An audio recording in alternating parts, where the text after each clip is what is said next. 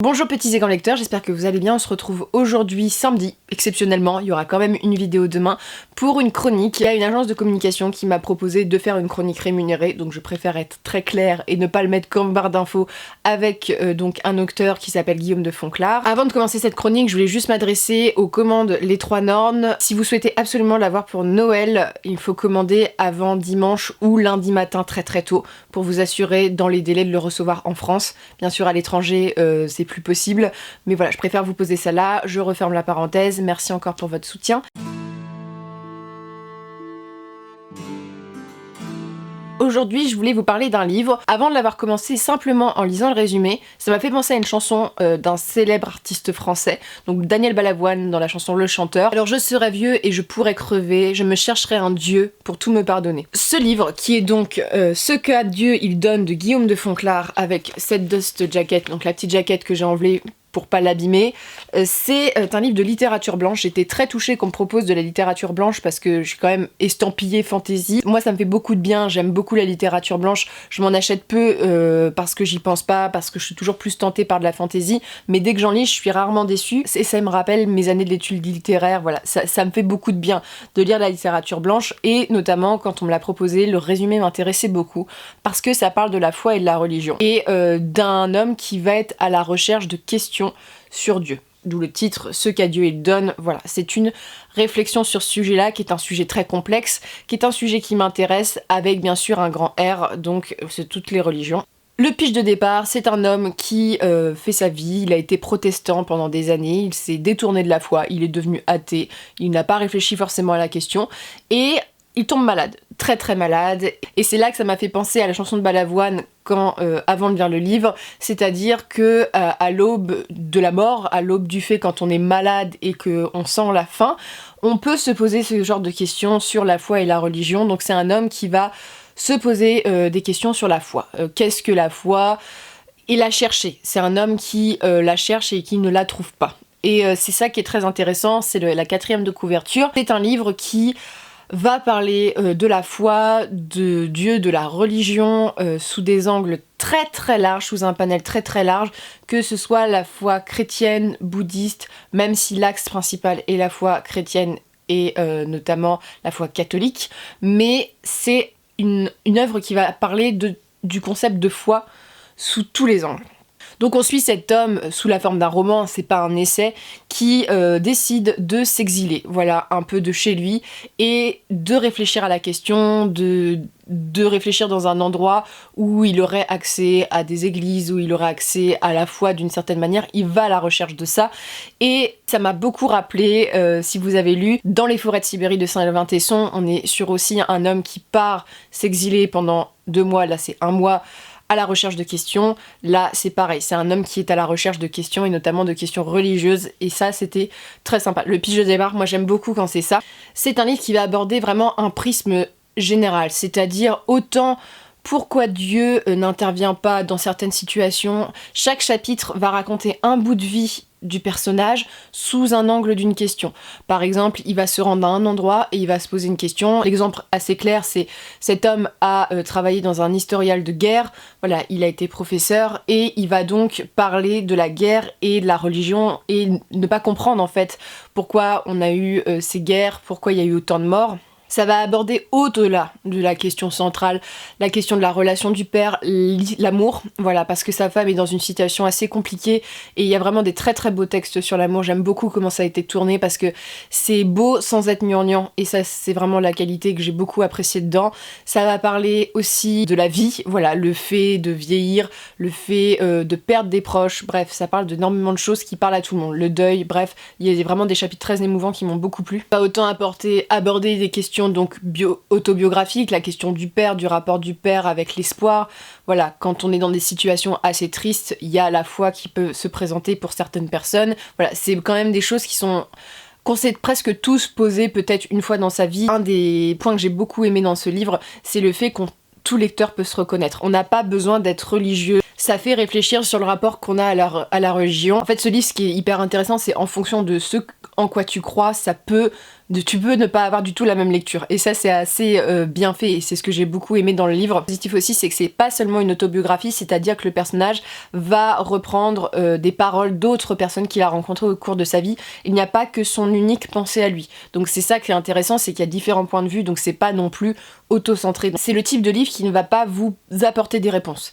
C'est le type de livre qui va clairement vous faire soulever des questions, vous faire travailler l'esprit après. Et c'est ça qui est vraiment bien dans ce genre de roman-là, c'est que la lecture c'est une chose, la réflexion a posteriori c'en est une autre. C'est pas toujours ce qu'on a dans littérature et c'est vraiment quelque chose qui manque et c'est vraiment quelque chose que moi j'ai apprécié dans ce livre-là. Je l'ai lu d'une traite pour tout vous dire, j'ai vraiment apprécié ma lecture à 2 points négatifs qu'on citera à la fin. Il y a vraiment des passages qui m'ont ému, notamment il y a un passage sur le suicide. Vous savez très bien que dans la religion catholique, c'est compliqué. Voilà, il y a vraiment c'est vraiment très beau, très bien fait, et le fait que je me suis reconnue en fait dans plein de choses vis-à-vis du deuil. Tu vois que c'est une personne qui l'a vraiment vécu et qui arrive à poser des mots dans lesquels tu te reconnais. Personnellement, moi, ça a fonctionné. Alors, je sais que la vidéo est pas très drôle, c'est un livre qui est pas forcément drôle, pas du tout même. Il y a des questions où je me suis retrouvée dedans, et pourtant, j'ai pas du tout le même point de vue sur la question avec l'auteur. Émouvant aussi avec les relations avec sa femme, voilà. On s'attache au personnage principal, forcément, parce que c'est un bout de vie, en plus, c'est quelque chose d'autobiographique. Donc, forcément, quand tu vois qu'il y a le vécu, le réel, ça attache d'autant plus qu'il y a des thématiques qui sont extrêmement présentes, qu'on a tous peut-être connues dans notre vie, qui sont tristes, voilà, on passe par des passages de vie qui sont bien décrits. La plume est vraiment excellente, ça aussi je tiens à le souligner, ça m'a vraiment plu, j'adore ce genre de plume, c'est fluide et en même temps c'est pas facile à lire et c'est ça que j'ai apprécié, il y a vraiment de la richesse du vocabulaire, les phrases sont bien tournées, il y a des répétitions, tu vois qu'il y a un style littéraire qui est travaillé derrière et plusieurs fois j'étais en mode c'est bien tourné, j'aime beaucoup, c'est bien fait, tu vois que c'est un texte littéraire pour ça. C'est un texte court, tu vois, 200 pages, mais j'ai quand même mis une matinée entière. Pour moi, une matinée, c'est quand même long, on va dire. En une matinée, je suis capable de lire un livre de 400 pages, tu vois, 400-500 pages. Et en fait, c'est juste que j'avais besoin d'avaler à chaque fin de chapitre la chose qu'il exprimait, réfléchir, me dire mais en fait dans ma vie il y a eu ça et ça auquel je peux me confronter, genre je peux avoir tel argument vis-à-vis de ça ou tel argument vis-à-vis de ça, en opposition ou en acceptant les arguments du narrateur, et vraiment ça m'a beaucoup plu en fait d'avoir un point de vue qui est pas forcément toujours le mien, d'avoir un point de vue qui est assez différent du mien et en même temps dans lequel je peux me retrouver parfois et des fois où je suis pas du tout d'accord, et vraiment j'ai beaucoup aimé ça. Le point aussi très intéressant, et c'est ce que j'avais très peur au début en lisant le livre, c'est que j'avais très peur que ça soit vraiment une apologie de la religion, de la croyance. Alors certes je pense qu'en fonction de ce que tu crois t'as toujours des petites piques. Je pense que c'est fait exprès, mais c'est vrai qu'il y a des petites piques sur les athées, les agnostiques, bref, tous les gens qui ne croient pas en une religion prédéfinie et qui croient peut-être en un autre concept ou pas du tout. Et il y a des petites piques comme ça qui sont bien placées. Alors sur le coup, tu te dis ouch, mais en même temps, il y a quand même une critique. Et c'est ça qui est bien, il y a une critique de la religion et notamment de la pratique religieuse. Il y a notamment un chapitre quand même assez exceptionnel où on est face à un homme qui est quand même ça se voit qu'il est malade. Il se rend dans une espèce de salle des fêtes où il y a je crois des catholiques qui sont réunis et personne ne va lui parler, personne ne va lui proposer une chaise, et typiquement c'est aussi une critique de pratiquer la religion. C'est des choses que j'ai entendues de la bouche de sœurs catholiques, comme quoi il y avait beaucoup de pratiquants qui ne pratiquaient pas la religion à leur sens et que eux préféraient les gens qui n'allaient pas forcément à l'église, mais qui au moins dans leur vie avaient une tenue, une conduite dite chrétienne. Bref, voilà. Donc ça parle de cette question-là, il y a cette critique-là. Il y a aussi une petite pointe quand même vis-à-vis de l'église et du suicide. Bref, il y a quand même beaucoup de choses, il y a une critique. Et ça, c'est intéressant. Ce n'est pas objectivement que d'un côté où il faut la foi et tout ça. Et ça, c'est hyper positif. Je le conseille beaucoup pour ça parce que c'est vraiment ce qui contrebalance le roman et ça c'est vraiment très bien. Et c'est un roman qui va parler de la vie de l'auteur aussi. C'est un roman j'ai beaucoup aimé parce qu'on va autant passer de son enfance, voilà, avec sa famille, où il y a eu beaucoup de bouleversements, à sa vieillesse en passant par ses moments d'amour, ses rencontres, ses moments adolescents, bref. Tout ce cheminement, ce que j'ai beaucoup aimé, c'est que l'auteur est quand même assez ouvert d'esprit, notamment vis-à-vis de sa femme qui n'a pas du tout les mêmes croyances. Bref, il y a quand même une ouverture, ce n'est pas quelque chose, pour avoir lu des textes religieux, vraiment notamment sur Tolkien, qui était hyper violent envers les non-croyants, là c'est pas du tout le but du livre. Le but du livre, c'est de vous montrer la recherche d'un homme vis-à-vis de la foi, et un homme qui essaye de trouver des réponses à ses questions, et qui, plus il creuse, plus il a de questions. Donc ça, c'est vraiment tous les points positifs de ce roman que je conseille beaucoup. Ça, vraiment, j'étais très étonnée, parce qu'au début je me suis dit, cette question elle est quand même épineuse, ça risquait d'être un peu compliqué, et en fait bah non, c'est vraiment plein de questions différentes, c'est assez accessible, et en même temps ça va toucher ta corde. Le but c'est aussi de te secouer un peu et de te faire questionner, donc pour ça c'est très très bien. J'ai juste 2 petits points négatifs à souligner. Le premier, c'est un récit aussi de conversion, et je vous le dis aussi, il y a quand même une conversion pour les gens que ça gêne, je préfère le dire.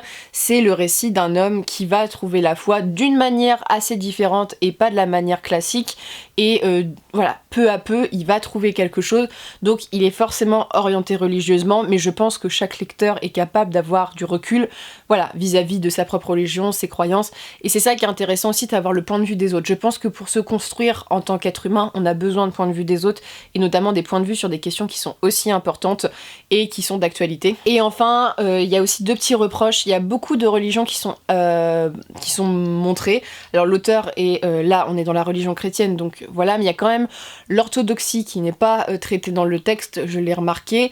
Toute la question des dérives sectaires, voilà, des courants religieux non officiels ou voilà, qui ne sont pas reconnus par la loi, ne sont pas du tout décrits. J'aurais bien voulu avoir un chapitre là-dessus, sur ces dérives-là, parce que c'est quand même intéressant et ça fait partie de la foi aussi. Il y a l'islam qui est cité, mais on creuse pas vraiment ça. Donc maintenant l'islam c'est quand même très important, même sur notre continent européen, donc j'aurais apprécié aussi d'avoir plus de choses.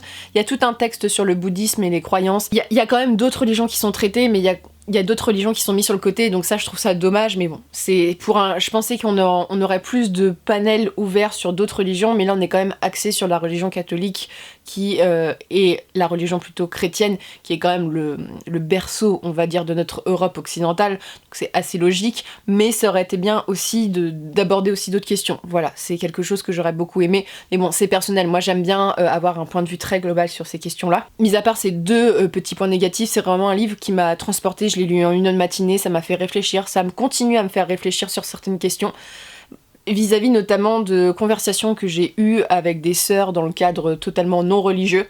Mais c'est intéressant parce que on est dans une époque où en France il y a une baisse de la pratique de la religion catholique, notamment depuis des années. On est quand même un pays laïque. C'est toujours intéressant d'avoir le point de vue d'autres personnes, et notamment j'aimerais bien aussi lire des textes, et ça je vous demande en commentaire si vous avez des textes comme ceci, de personnes qui parlent d'autres religions, que ça soit du bouddhisme, que ça soit de l'islam, que ce soit même des dérives sectaires, de voir un peu eux ce qu'ils en pensent. C'est toujours des choses qui m'intéressent personnellement, c'est un sujet qui m'intéresse beaucoup. En fantasy, vous le remarquez quand même souvent dans mes chroniques, j'aime bien quand il y a vraiment un univers religieux qui est construit, c'est important. J'aime beaucoup toutes les mythologies, que ce soit la mythologie grecque, mythologie nordique, égyptienne, ce sont des anciennes religions, bref, c'est quelque chose qui m'intéresse personnellement sur le point de vue intellectuel et le point de vue littéraire aussi.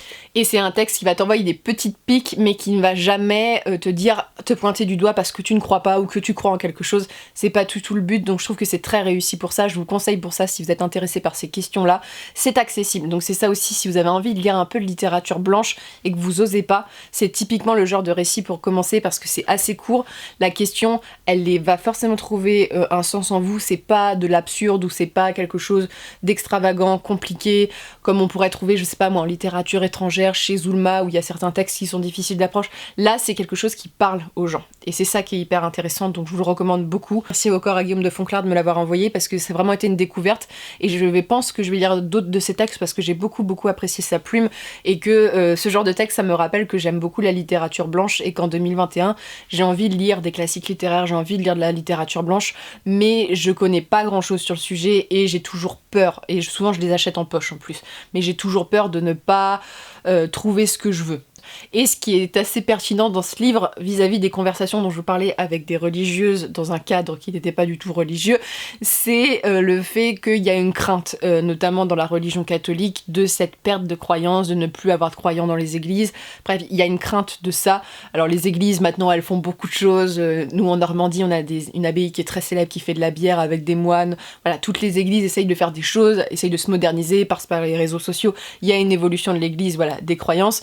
Et il y avait cette peur-là, et c'est traité aussi dans ce livre-là, donc on voit bien que ces peurs, elles sont quand même assez semblables à la religion, voilà, en question, mais J'ai beaucoup aimé parce que ça a vraiment eu des résonances dans le concret, voilà, dans le concret de ma vie et je pense dans le concret de la vie de tout le monde. C'est le genre de livre qui va parler forcément sur des sujets, mais c'est un texte qui est très beau, qui est très bien écrit et qui a une question qui est assez bien traitée.